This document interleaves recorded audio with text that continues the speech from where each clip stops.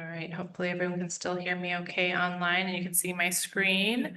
I always have a hard time deciding where to move all the moving parts on Zoom so you all can see the screen. I'm Lilian Wong. I'm a clinical skills instructor here at Oregon State University. So I teach the first and second year students throughout most of their curriculum. So a wide range of things, but I am a small animal general practitioner by trade. I love cats, dogs, I love horses. I prefer to play with them rather than treat them and poke them and do medical treatments there. But I am going to present to you today a little bit about allergies. I know this is a very common topic for me. This is the worst time of year for me. I'm highly allergic to the grass here in Corvallis. So very relevant timing and topic as we talk about allergies in cats and dogs. So today we'll spend some time talking about causes, symptoms, diagnoses, and management of your allergic canine and feline friends. Okay, just checking in. We're still doing good online. Everything's working. Okay, great. All right, so just a breakdown of what the topic of discussion today will be. I will do my best to get through the slides and leave plenty of time for questions at the end because I know many of you may have questions. Just a friendly reminder that I can answer general questions about allergies. I can't necessarily speak and provide you advice for your specific animal since I have not seen your animal, but happy to answer general questions when it comes to allergies. Okay, I always like to start with some definitions. For those of you who may have not seen me present before, I'm a big fan of cheesy comics, so love this definition of what a cat is. A mentor in grace and independence, a unique little creature that will leave a permanent paw print on your heart. So what are allergies? I think many of us suffer allergies, but many who may not necessarily have a science or medical background may not realize that there are 4 different types of allergies. But allergies in general are when your immune system overreacts to a foreign substance. So pollen, for example, all the grass pollen that's floating around here in the Willamette Valley, some of our bodies will decide, hey, that piece of pollen is an enemy, and I'm going to have an overreaction of my immune system to say that's an invader, I need to attack it. And that's when you get your sneezing, your red eyes, and all the fun symptoms as a consequence of your allergy. And that is a type 1 type of allergic response. There are 4 types. Today, all the different types of allergies we're going to be talking about fall under the categories of type 1 and type 4. I don't want to bore everybody with an immunology lecture today, but just an interesting way to think about how the immune system may respond to different things in the environment. And really the reason why I wanted to spend time sharing this information with you and the reason why many pet owners have questions about this is because allergies can really negatively impact the quality of life of one of your animals. I know it definitely negatively impacts my quality of life this time of year, but if you look at a lot of our canine or feline friends, they're really suffering. I realized I did an injustice to our feline friends, and I only put dog pictures here, but this poor little dog here is completely swollen. The eyes are red. You can see as he or she's opening a little bit of that at the right eye here, you can see the redness around the entire eye, but his or her entire eyelid is completely swollen. This dog, for some of you who've had allergy dogs at home, you can probably hear this picture, the constant lick, lick, lick, chew, chew, chew all throughout the night that's bothering you, but definitely bothering the dog as well too. So really impacting both of your quality of lives. And then this poor dog, we see this quite often in veterinary medicine where we see the dogs where the owners are doing everything they possibly can, spending way too much money on their dog, trying to get them some comfort and care, and yet still they're struggling and having hair loss and significant changes to their fur. That's really impacting both the human and animals' quality of life. So what are some common causes of allergies in our dog and cat friends? So the most common is what we're dealing with here, and again in the Willamette Valley, is environmental allergies. So that's probably the most number 1 most common type of cause for allergies in our pets. It would be the pollen. So just like you and I, the grasses, the trees, the weeds, they can all impact your cat and dogs as well. Mold and dust mites. So again, just like people, I'm highly allergic to mold, highly allergic to grass, and I think my dog is the exact same way as well too, where I'm highly allergic to things that are floating around in the environment. And even indoor only pets can also suffer from these allergies. Even though all the grass, the weeds, and all that's outside, we have dust mites inside, and inevitably you open a window, you're running the air, some of that pollen from outside is going to come into your house and impact your indoor animals as well. The second most common cause of allergies in pets would be flea allergies. So pets in particular can be allergic to the saliva that a flea puts on your skin when they bite you. So similar to a mosquito, if you think about how I might get bitten by a mosquito, we all go camping together, let's say. I get bitten by a mosquito, half of you all get bitten, but all of our reaction levels may be different. So some people and some dogs that have a more sensitive immune response to that saliva from the insect are going to have an overreaction. Their immune system may overreact to the saliva from the flea. And fleas, interestingly, they don't like to bite you one time. They like to typically bite 3 times in one meal. So some people like to call it breakfast, lunch, and dinner, because not only will they bite you once, they're gonna have a snack and bite you 3 times. So if you can imagine being bitten by a mosquito 3 times every time they get you, that's going to be incredibly uncomfortable for a dog or a cat that is allergic to their saliva. And then one adult female flea can lay up to 50 eggs per day. So it can go from just one flea jumping onto your cat or dog when you spend a little bit of time outside enjoying this beautiful, beautiful weather to very quickly a much bigger problem. And it's interesting to think about, I hear a lot of owners say, well, I've never seen a flea. A lot of times I don't see the mosquitoes that bite me either, because if I'm highly allergic, it just takes a few bites and I am itching and scratching myself. So dogs and cats that are very sensitive, they don't have to be infested with fleas, but just they could have a few bites. It could just be that breakfast, lunch, and dinner. Maybe you found the flea, you killed it, but now that poor dog is just so irritated, or the poor cat is irritated because of their level of sensitivity. Another common cause of allergies in pets would be food allergies. So food allergies, it's most often the protein source in the food. So I have a lot of owners ask me, could it be the corn? Could it be wheat? It could be, but the vast majority of times, it's actually the protein source. So in a lot of animals, it can be the beef, dairy, chicken, or wheat. And in particular, store-bought pet food has a lot of cross-contamination. So when you are buying dog food from a pet store, from a grocery store, from whatever store it may be, most of those are all produced in just a handful of different facilities where they mass produce a variety of different foods. So it's coming in and being filled in the same machines, these different brands, and it could be different flavors. So it could have all this chicken flavored food going through the machine, and then it can have beef flavored food going through the machine. And there's not necessarily a thorough decontamination process in between each batch of food. So there's a high likelihood of cross-contamination. And then another, I wouldn't say super common, but it is a potential cause of allergies. I would say the least common of all the allergies that we're talking about today would be contact allergies. So contact allergies are actually quite rare, but it is possible. So it can be caused by certain materials. So I think the most common type of contact allergic reaction that I see would be in cats that have plastic bowls. If they have a plastic bowl similar to that blue one in that image there, every time they eat, they might be rubbing their cheeks or their chin onto that plastic bowl, and they can have some irritation. So the contact with that plastic could potentially lead to an allergic type reaction of the skin. And again, very rare case, your animal could be allergic to, let's say, shampoo or detergent. So not very common, but still a possibility to keep on the list. Just not as common as we see it in people, I think, because our furry friends have all that fur to protect them from so much direct contact. So what are some common signs that you may see that could indicate that your animal has an allergy? So not surprisingly, like this illustration, itching and scratching, the constant licking and chewing. I think that's something that many of you would be familiar with and not surprised to hear that that's a sign of that your animal may have allergies. Just redness of skin. So if you look at your dog or cat's armpits or belly and notice that it tends to be much more pink in the spring or summer, that could be the signs of an environmental allergy when all the pollen is out, or even in between the paws if you notice the skin is looking more pink or red.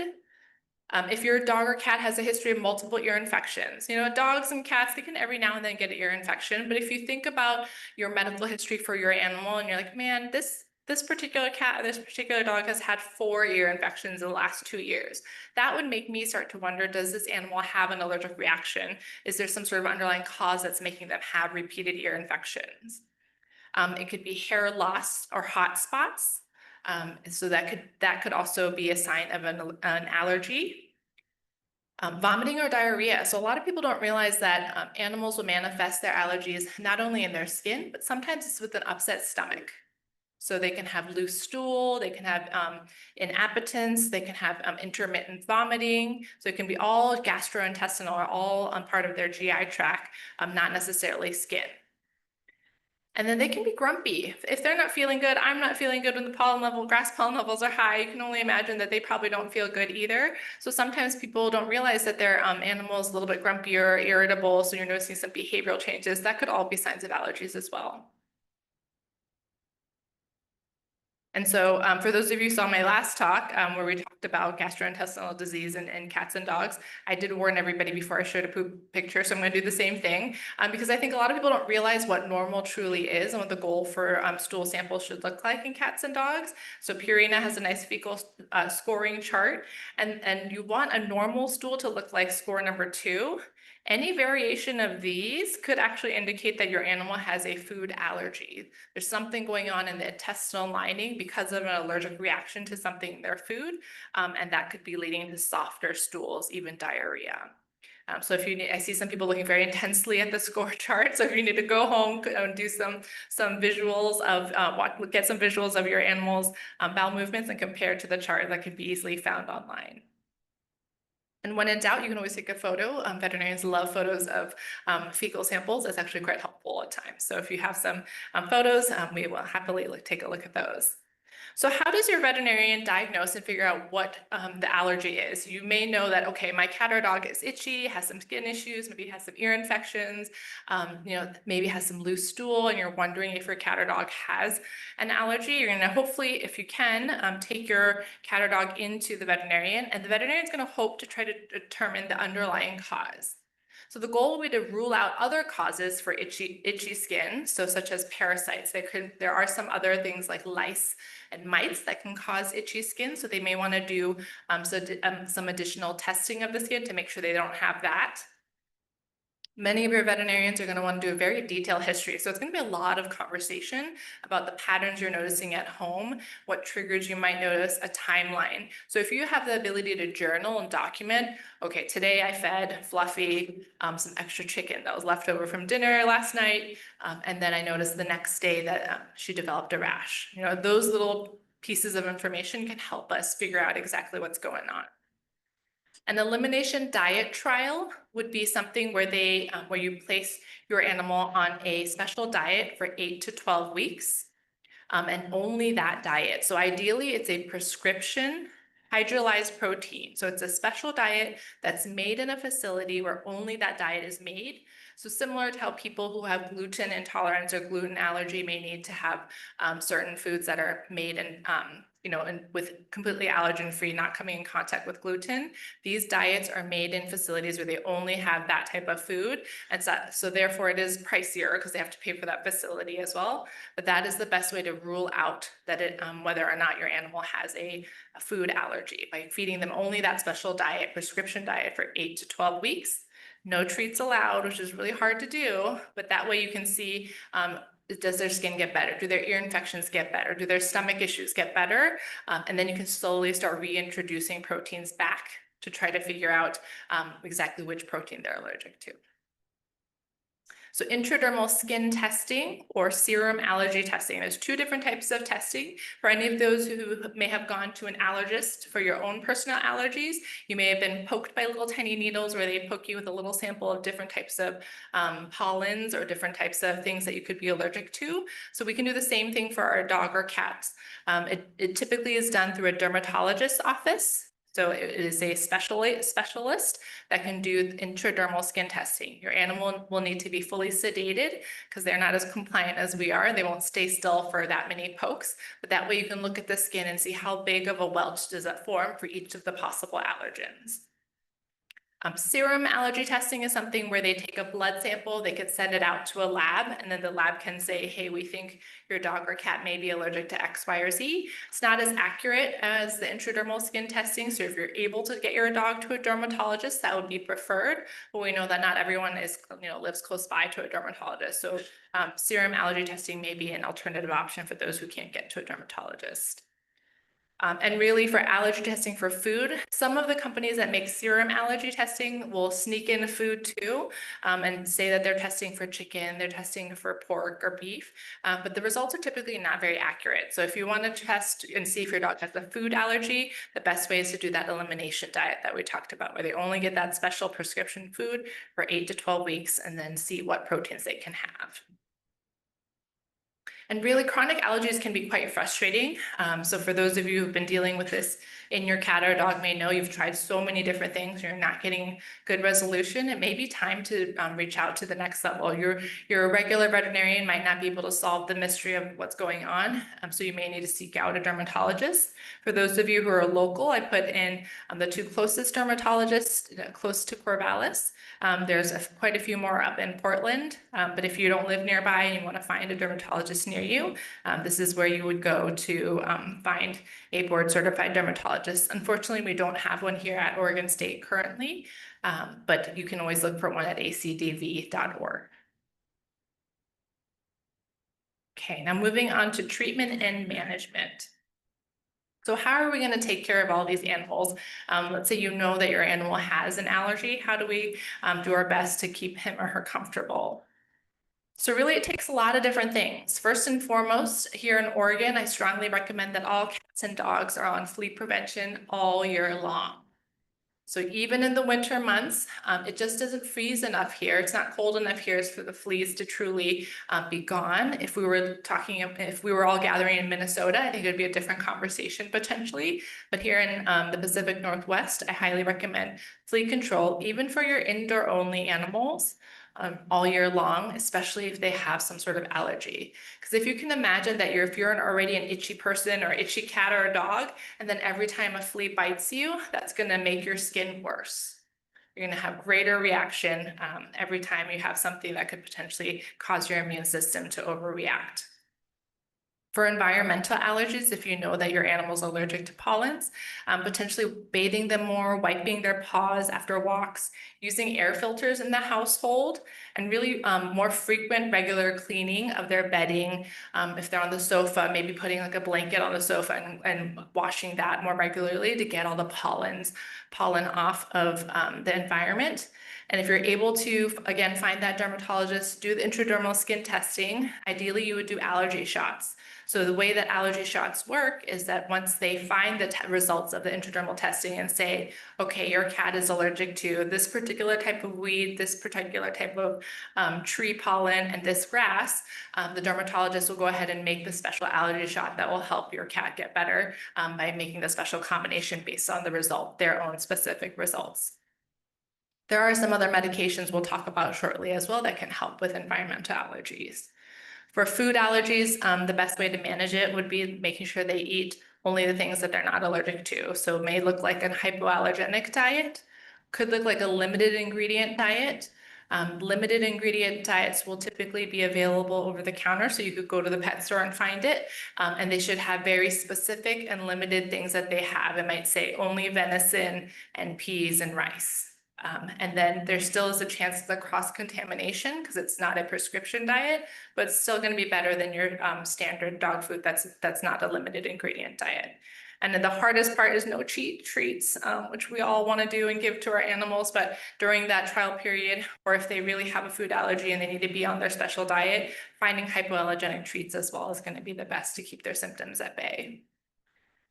In general, for all animals that have allergies, more frequent or more strategic bathing and skincare is going to be helpful. So talking to your veterinarian about special shampoos that may or may not have medications that help remove fungal growth from the skin, remove bacteria from the skin, and really help support a healthy skin barrier is going to be helpful. And to avoid overbathing.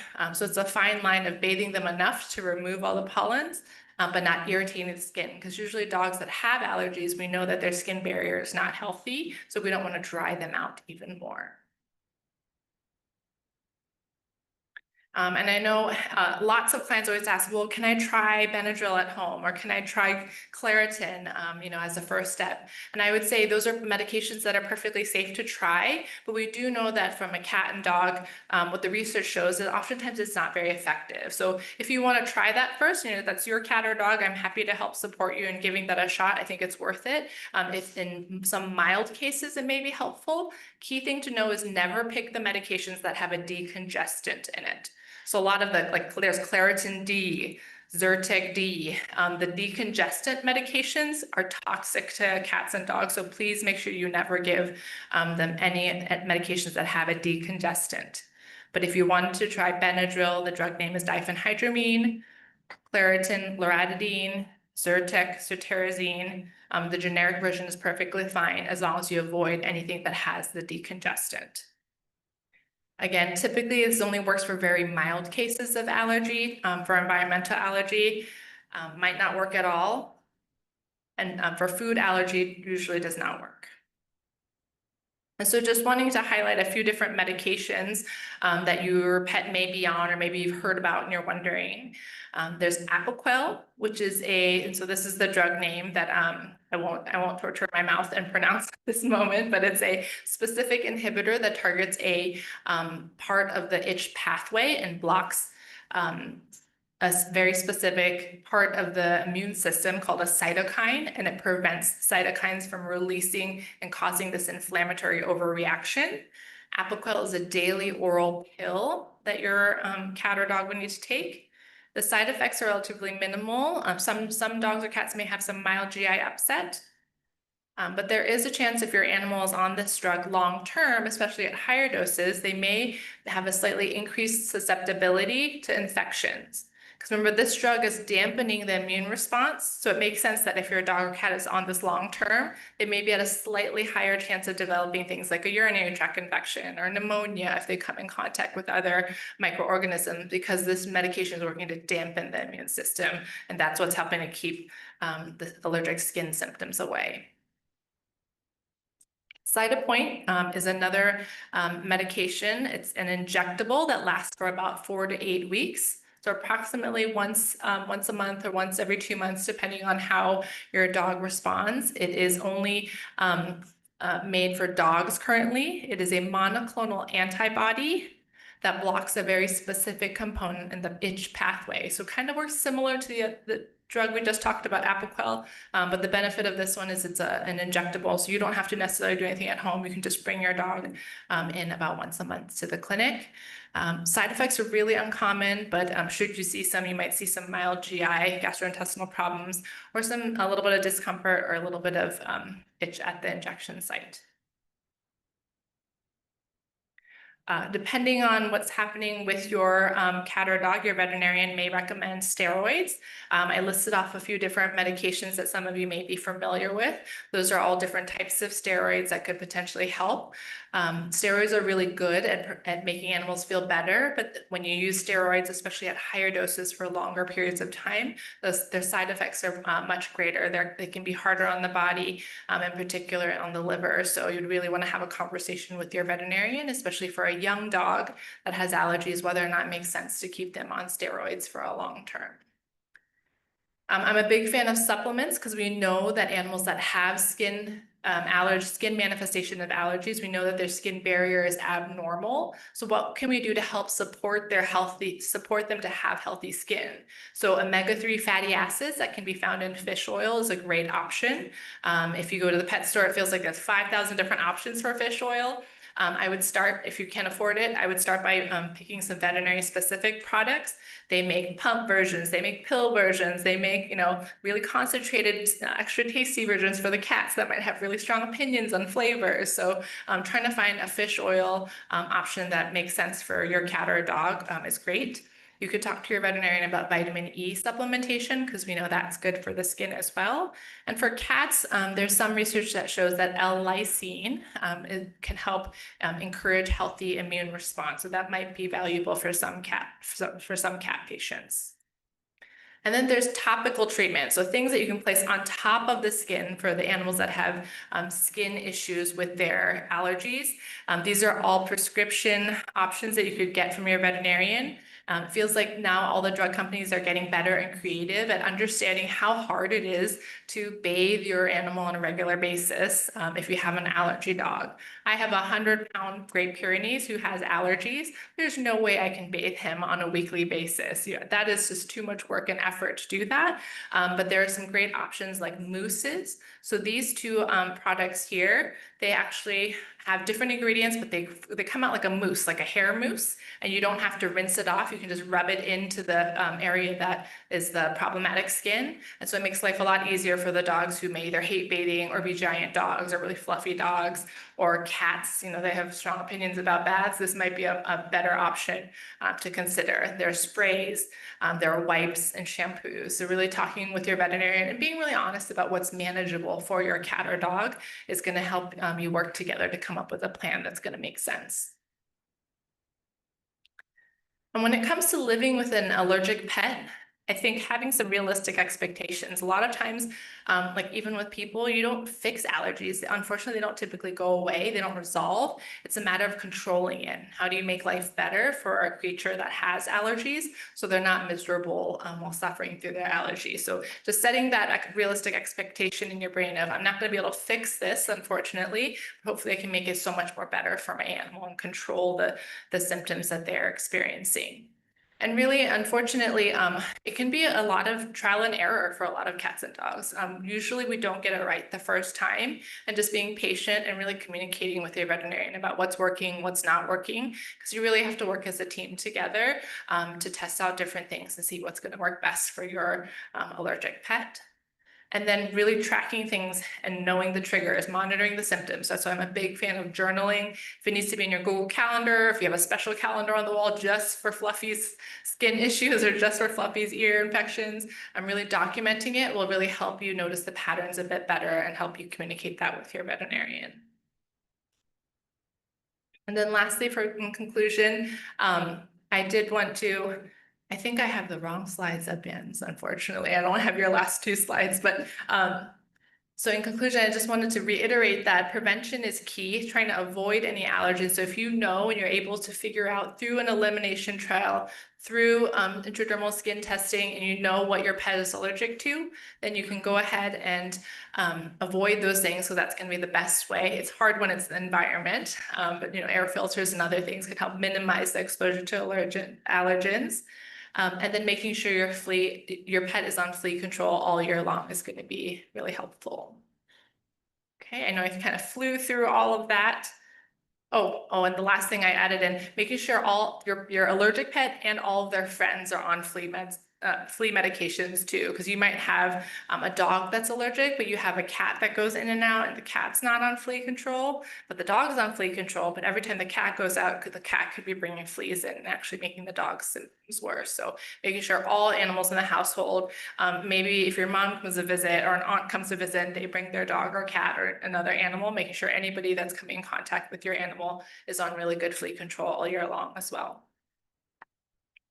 All right, flew through that, but have plenty of time for questions. So that's my big 110-pound, highly allergic, very expensive, but very well-loved dog who is always a work in progress. And I've used a lot of these medications myself, and I'm still modifying as we figure out what he will say yes to and what he will decline.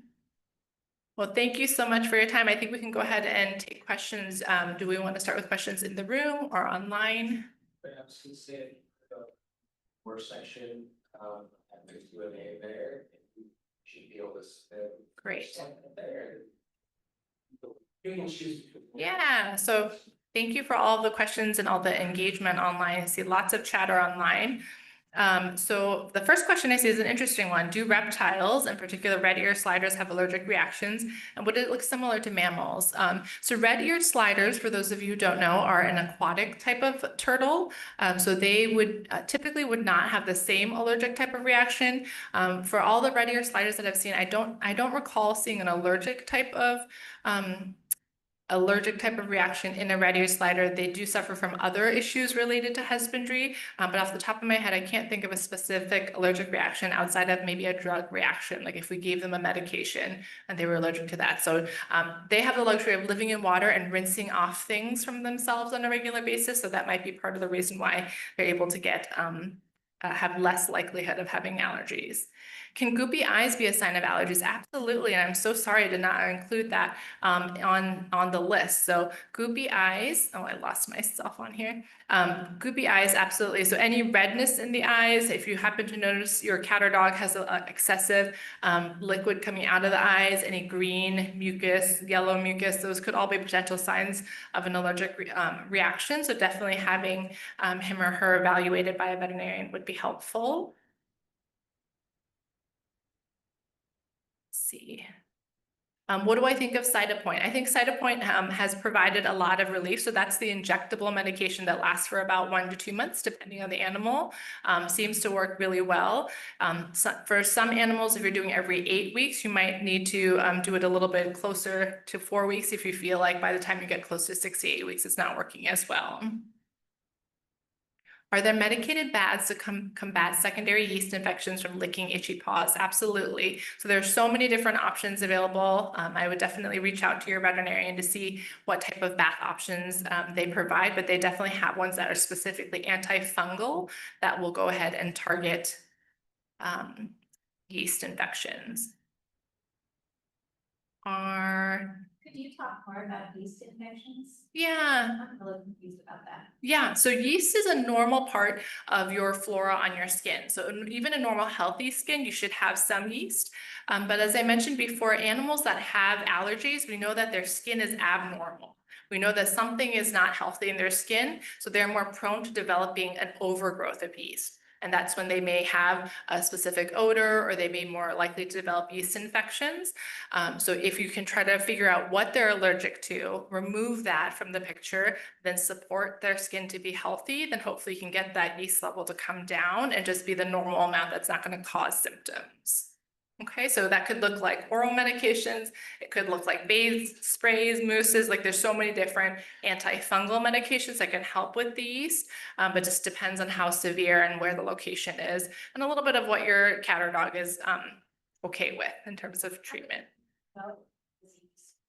Yeah, really great question. So the question is, how would we know whether or not it's a yeast infection versus maybe a bacterial infection? How would we know? The only way we could tell for sure is to get a sample. So for your veterinarian to get a sample from the skin, look at it under the microscope, or potentially send a sample out to the lab, and then they could tell you definitively, is it yeast or is it bacteria? Some cases it might be both, unfortunately, for really poor cats and dogs that have a really bad infection. They could have a combination and might need medications to target both. Thank you for that. Yeah. Let's see. Are optical treatments such as a list of different medications any benefit for eye allergies in dogs? So they could be typically at ocular manifestation of eye disease in dogs are oftentimes associated with a more systemic problem. So I don't like to only target the eye by using only eye medications. I want to get to that underlying cause to make sure we tackle that and not just only focus on the eyes, but could be part of your overall management for allergies. Somebody asked about fish oils, salmon, krill, or other. I think for a while, salmon oil was the most popular, and then krill oil became the most popular. I honestly don't have a preference. I think that, it's just a marketing scheme a little bit who wants to sell more product. I think as long as they're on some sort of medication that has omega-3s, I'll take that over nothing. So if whatever your cat or dog is willing to eat is what I will take. If it's something that you can get them to eat every day, that's going to be most important for me to get it into the animal. Lost my spot because it keeps jumping around. Okay. How often How often should we bathe our dogs with allergies? I think it's going to depend on your particular dog. So unfortunately, I can't answer that one. It's going to vary. Sometimes it could be a couple times a week. Sometimes it could be once a month. I would have that conversation with your veterinarian when they examine them. And our oatmeal shampoo is helpful. I think they're helpful for very mild conditions, but they are not a medicated shampoo. So they're not going to fix any major skin problems. It could just be a nice gentle shampoo to use for mild cases. And then how can you tell the difference between licking, biting on paws being behavioral versus true allergies? So great question. So you can't tell just by looking at them, but if your veterinarian looks more carefully at the skin and could check and see is there actually infection in between the toes and the skin, maybe underneath, in between the paw pad or on the paw pad. Another common place is the nail bed. So right where the nail meets the skin is a really common place for yeast infections in particular. So if your veterinarian checks all those areas, maybe gets a sample and rules out that there isn't any bacteria or yeast growing in the paws, then we could say maybe it's potentially behavioral.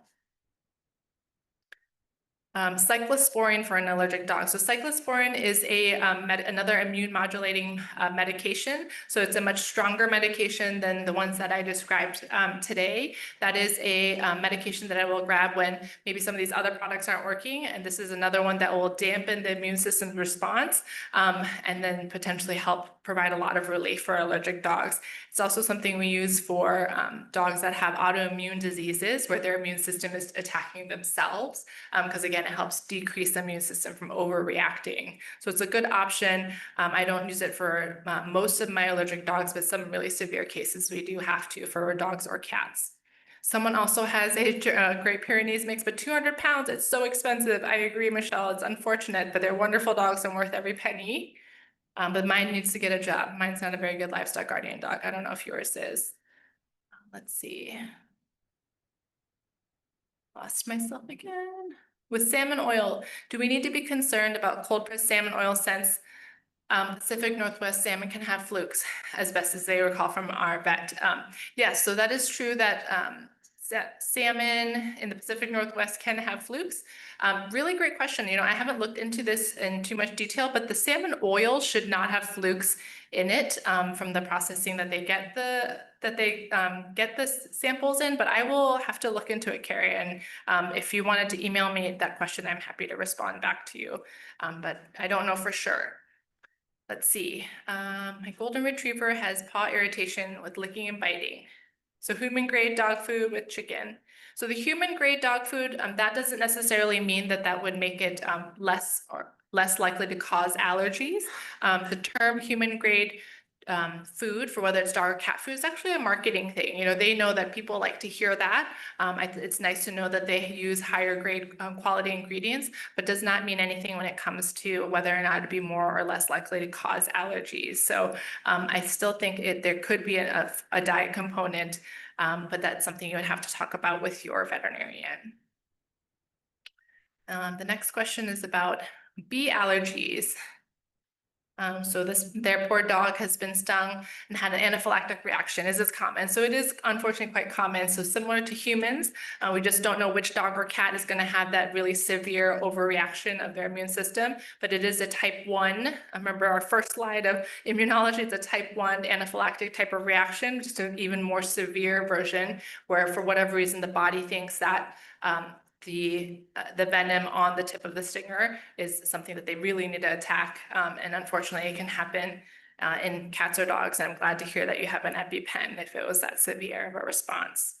Are there long-term effects of Apoquel? So the biggest concern for me is an animal that is on Apoquel for an extended period of time. So remember, it dampens the immune system's response. So if they're on it for a long period of time, there's a greater chance, especially as they get older, that they could potentially be at a higher risk of developing an infection, like a urinary tract infection or pneumonia, because we're telling their immune system to be quiet and not respond to all these different things, including things that they should respond to. So slightly increased chance of having infections. Vets recommend changing our monthly flea medication brand seemingly every few years or so.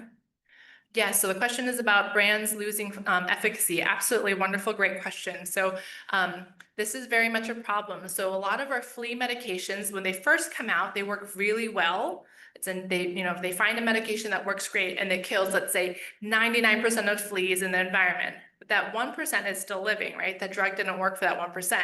That 1% keeps multiplying and they keep having more flea babies and laying more eggs. Now the population, genetics of the population has changed to be more of that 1% that's resistant to that drug. So now this drug feels like it's not working because the population of fleas has actually changed.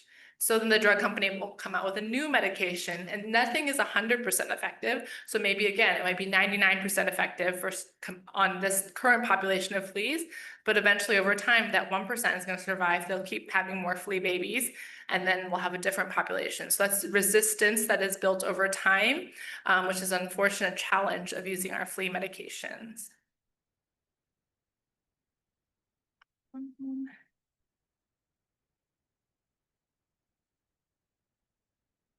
So I wouldn't necessarily recommend changing it every few years or so. I would just say checking in with your veterinarian in your annual visit to see if they've noticed any trends. I think that would be an appropriate way to say, hey, do you still think this is the best flea medication or is this something I should switch to?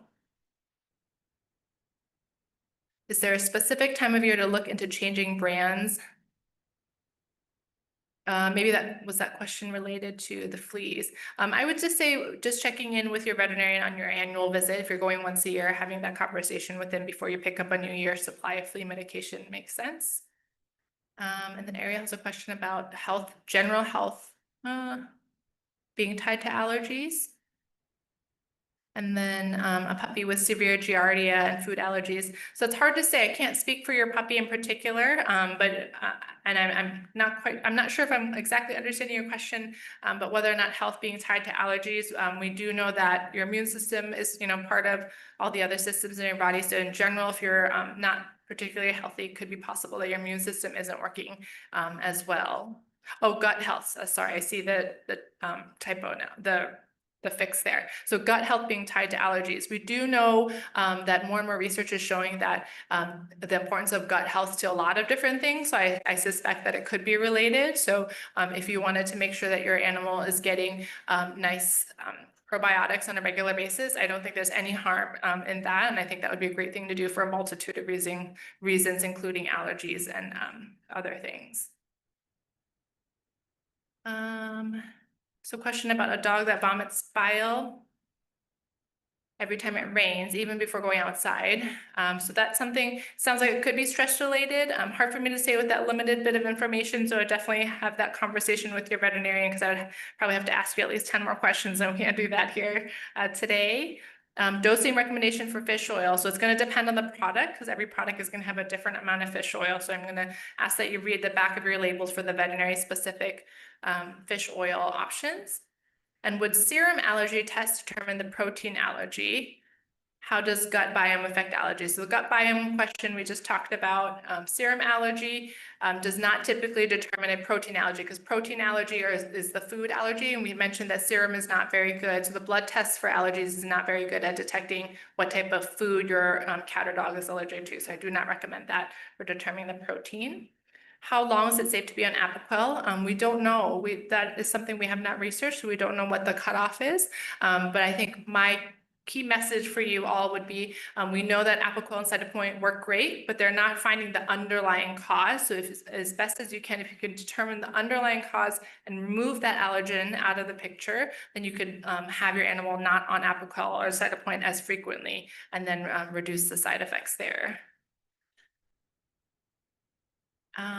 We talked about Apoquel. Could yeast overload cause red irritated goopy eyes? Could be an allergy, could be all of the above, unfortunately. Coconut oil for dog skin, that is fine in moderation, but typically is not enough to take care of a more severe skin infection or allergy. And are there brands of probiotics that you like more? A couple brands that I do like are Visbiome, which I believe you can only get through your veterinarian. It's Visbiome, Visbiome. It needs to be refrigerated to make sure that all the probiotics stay active. and alive. And Purina has Flora, which is available in little packets that many of you may be familiar with, that's been around a little bit longer. So those are ones that are made specifically for cats and dogs. Oh yes, I've seen these tests. So there are tests on the market saying that they can tell allergies via hair samples. I think it's too early to tell. So there are some newer tests that are saying that you can cook a couple of your cat or dog's hairs and send it out, and they can tell what they're allergic to. It hasn't been around long enough, and I haven't seen any research papers that say yes, that it's actually really good. So I'm a little bit worried that people are trying to take your money. So I'm not convinced yet that there's enough science to say that's a good option, unfortunately. Can excessive gas be a symptom of allergy? Absolutely, because excessive gas means that something's going on. If it's an excessive amount, could be a sign, especially excessive gas in conjunction with abnormal stool, some sort of soft variation of stool could be a potential sign of food allergy, could also be a potential sign of other gastrointestinal disease. So definitely having that conversation with your veterinarian would be a good idea. Is it possible to see food allergies develop in the senior years? Yes, unfortunately, allergies the immune system does whatever it wants. It's not a certain time or age. You can develop an allergy at any point. I sadly developed an allergy to mangoes at age 27, and my life has changed because I love mangoes. Can't eat them anymore. So at any age, your body can decide to develop a new allergy or slowly become less allergic to something. We just don't know how to determine when that's going to happen. Is it, or are they born with it? Yeah, so usually most animals and people don't develop allergies very, very early on because the immune system needs more time to develop and overreact. So less likely, and let's say puppies or kittens, 5-6 months, they're younger, but as they start to become closer to adult age, similar as to what we see in children, you may be more likely to see more development of allergies as their immune system becomes more fully developed. Okay, how are we doing on time? Doing okay. I think I answered all of these. Any other questions in the room? Yeah. Are there any limitations for the medication when it comes to like for different animals? Like, so if we're younger, the medication affect them if we're younger compared to older animals? So for allergy medications, whether or not it could have different side effects depending on the age, is that what you mean? So when I have a young cat or a dog, I definitely don't. I'm trying my best not to put them on medications, and I'm even more so fighting to find the underlying cause. So I really don't want an animal to have to be on these medications for long term, because we know that there's always potential side effects, especially with steroids in particular. So with a young animal, I'd be really having a conversation with the owners about let's really try to find the root cause of the problem, because then that way we don't have to spend your money, because it's also expensive. A lot of these medications are quite expensive to spend your money and do that for a young animal. So I would be more curious about finding the cause. Any other questions in the room? And is there a way to tell the difference between an intolerance and an allergy? Great question. We don't know exactly. So some animals may have a more milder intolerance where maybe they could be put on a over-the-counter sensitive skin and stomach diet. So you may have seen some of those at the pet store. Purina makes one, Hills makes one. I think a lot of the bigger brands have like a sensitive skin, sensitive stomach version. It's not the same as the prescription diet because it's not a hydrolyzed protein, but it's one that may be made for dogs that have more sensitive skin or sensitive stomachs. That might be one that might be just good enough for an animal that has a more mild intolerance to things, a more sensitive stomach or sensitive skin. But a true allergy dog may need the more fancy, more expensive hydrolyzed protein diet. So that might be a way to try it out and see.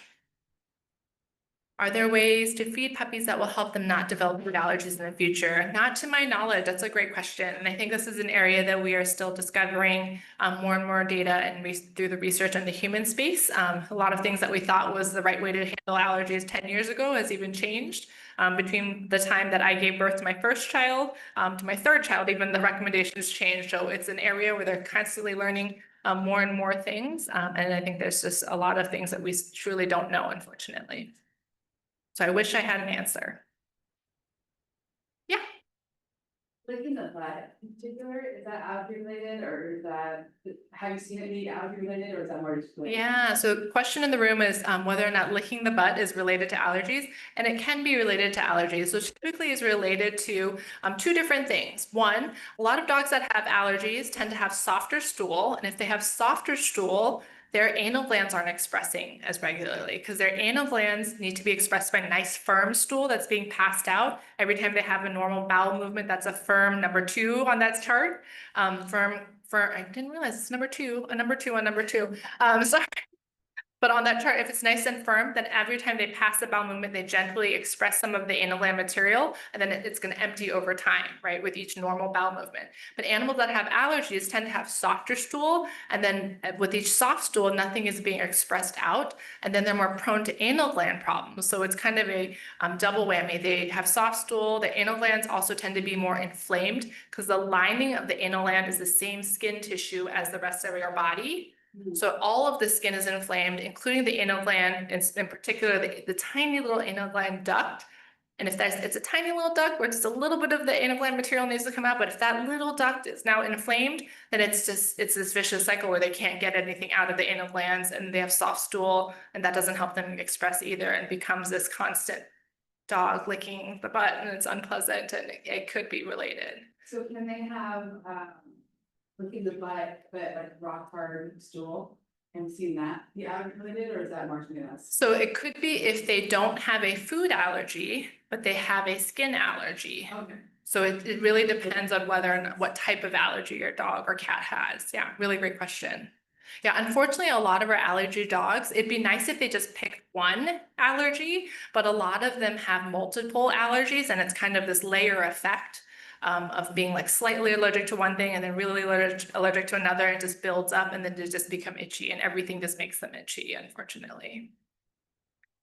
Yeah. Does eating grass have anything to do with it? Eating grass? Yeah. So eating grass can usually just mean that there's something that their stomach is upset. Whether or not it's related to their stomach being upset because they have a food allergy or a different gastrointestinal problem, it's hard to say. Could it be a habit? My dog, every time we take her for a walk, she goes and eats grass first, and yeah, just it could be too. Maybe she just likes grass. She likes a little salad. harmful. Yeah, depends on the grass. So if it's grass that's treated, I'd feel a little bit more concerned if she was doing it every single time and she's eating large quantities and if she's vomiting. So I would definitely have your veterinarian like take a look at her blood work values and see if there's anything else that's of concern. But if everything else is wonderful and she just likes to eat a little grass now and then hopefully she's okay. And I do see another question online about whether or not coprophagy can be a sign of allergy. So coprophagy is the very polite medical word to say when dogs or cats eat their own feces. So we don't know. I don't think I've seen any publications that I can think of off the top of my head that any research that has linked that together. But for me, usually when I see that, it's either behavioral, dogs do it. Usually, very rarely will cats do it, but dogs will do it, and dogs will decide that it's yummy. So then they reward themselves. They say, this is delicious. And then it's a positive reinforcement loop. And they're like, this is great. So I will keep doing this behavior. So it could be behavioral, or it could be nutritional. If they're not getting enough nutrition in their body from their food, and having some issues with their GI tract and not absorbing the nutrition, they might be eating it in hopes to try to get more nutrition because they're deficient in something. So not necessarily a sign of allergies, but could potentially be a sign of a problem, or could just be a behavioral issue, unfortunately. Any other questions? Oh, okay. Can allergies lead to pneumonia? Think about this one. So in some cases, animals, cats in particular, if they have allergies, they can develop feline asthma secondary to allergies. So an animal that has severe, not well managed asthma, I could think of being slightly more predisposed to developing pneumonia. So it's a little bit of a stretch, right? So an animal that has allergies that also develop allergies that are not well managed, and the cat develops asthma, they develop asthma and not well managed, and then comes in contact with a virus or a bacteria that predispose them to developing pneumonia. Sure, it's going to take several steps to get there. So I'll say yes, but a long verbose way to get to pneumonia. Hopefully that doesn't happen though, because you'll notice it earlier on. Is there a particular reason why we think dog allergies is being different from human allergies, mainly being allergic to protein? I don't think we really understand why that is, but we do know that if we think about the diet of most dogs, they tend to eat more protein content, I guess, compared to us when you think about an omnivorous diet. So, but I don't know if we actually know why that is. Any other? One last question. Okay. On the chat, I said, what about supplementing diet with grasses, sprouts? Is that likely to impact or problem allergies? So adding grasses or sprouts into the diet and whether or not that would potentially make allergies better or worse. I think it's going to depend on what's going on with your dog. So I think that's going to be something where we would have to figure out what your dog's symptoms are. Because if they're allergic to grass, I wouldn't want them to be eating grass. But if they need more fiber in their diet, maybe it could help. So I'm going to say it depends, unfortunately. All right, if there aren't any other questions in the room, I'm happy to take questions up here. Thank you all for your time, those of you on Zoom, and thank you for all of you for coming in person, and good luck with allergy season this year.